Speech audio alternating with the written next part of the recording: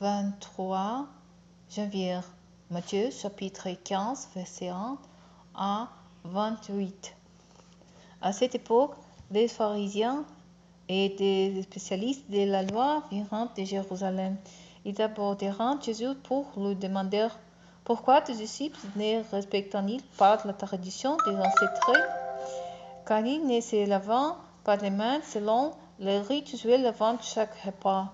Et vous, répliqua-t-il, pourquoi désobéissez-vous au commandement de Dieu pour suivre votre tradition? En effet, Dieu a dit « Honore ton père et ta mère » et que celui qui maudit son père ou sa mère soit puni de mort. Mais vous, qu'enseignez-vous? Qu'il suffit de dire à son père ou à sa mère, je fais offrande à Dieu d'une part de mes biens avec lesquels j'aurais pu te citer pour ne plus rien devoir à son père ou à sa mère. Ainsi vous annulez la parole de Dieu par votre tradition. Hypocrite, Isaïe a fort bien prophétisé à votre sujet. Ce peuple m'honorait les lèvres, mais au fond de son cœur, il est bien loin de moi.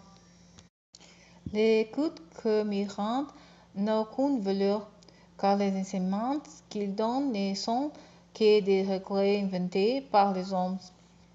Alors Jésus appela la foule et lui dit, « Écoutez-moi et comprenez-moi bien.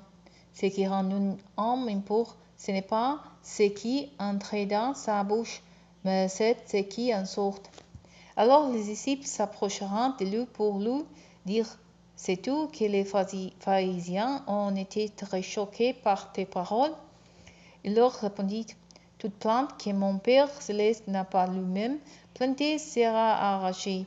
Laissez-les. Ce sont les aveugles qui conduisent d'autres aveugles aussi. Un aveugle conduit un autre. Ils tomberont tous deux dans le fossé. » Pierre intervint en disant, « Explique-nous cette parabole. » « Et quoi? » répondit Jésus. « Vous ne comprenez toujours pas, vous aussi? Ne cessez-vous parce que tout ce qui entre par la bouche va dans le ventre pour être évacué par voie naturelle, mais ce qui sort de la bouche vient du cœur, et c'est cela qui rend l'homme impur, car c'est du cœur que proviennent les mauvaises pensées, les meurtres, les adultères, l'immortalité, les vols, les fausses témoignages, les blasphèmes. Voilà ce qui rend l'homme impur. Mais manger sans s'être lavé les mains ne rend pas l'homme impur. En quittant cet endroit, Jésus se rendit dans la région de Tyr et de Sidon. Et voilà qu'une femme cananéenne qui habitait là-bas voulut et se mit à crier, « Seigneur, fils de David, aie pitié de moi. Ma fille est sous l'emprise d'un démon qui la tourmente cruellement. » Mais Jésus ne lui répondit pas un mot.